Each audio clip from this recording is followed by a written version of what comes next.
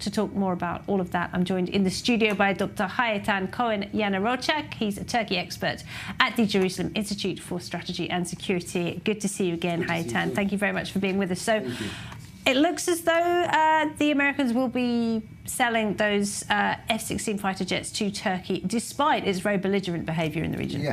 Yeah. First of all, we should underline that this deal was finalized in last January, and it was, let me just remind you, last year we were all talking about the Sweden's and Finland's accession process to NATO. And we all remember that Turkey was the only obstacle for that. And of course, the Turks, in a very creative manner, they circumvented the US imposed CAATSA sanctions against themselves because of their equipment of S-400 anti-ballistic missile systems, which were Russian-made.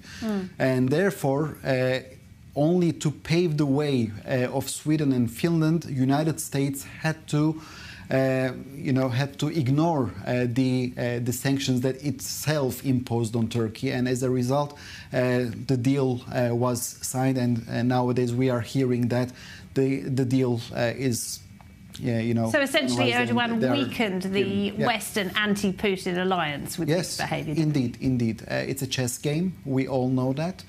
And Turkey, like all other states, are trying to get much more power without giving anything back to the US. Turkey is trying to pursue an independent foreign policy, and as a result, from time to time, they are engaging in direct confrontations with the United States. And despite the fact that Turkey was a part of the F-35 Joint Strike Project, it was a member in that project. But however, because of their rapprochement with Russia, they were eliminated. They were taken out from that project. So therefore, Turkey now has no choice but to use the F-16s. So it's not 100% on board with NATO's main mission at the moment, which is to stop it's something very complicated. Putin's aggression. Absolutely.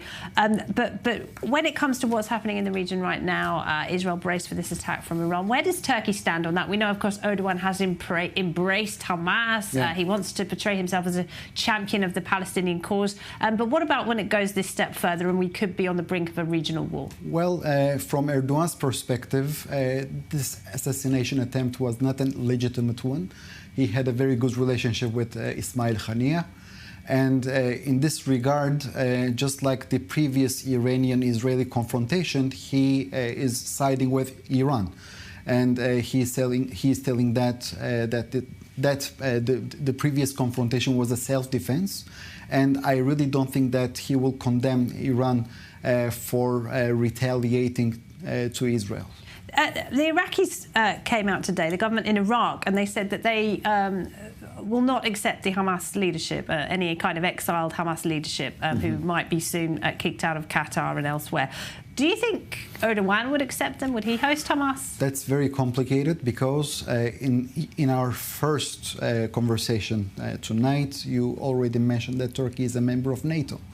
And I really don't think that Turks would be eager to host Hamas.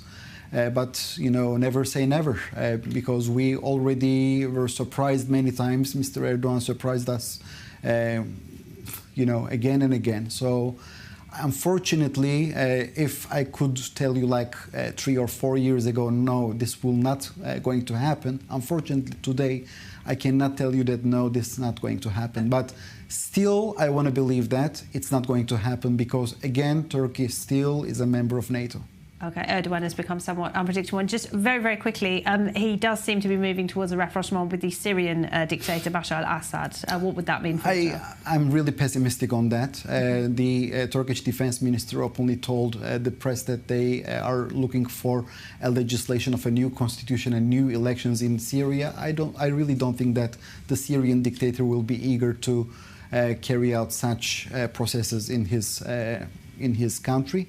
And therefore, I don't think that it is going to happen. Turkey will not going to withdraw from the occupied portions in northern Syria. All right, Dr. Cohen Yanarocak, thank you very much. Thank you for having me. Great to talk to you.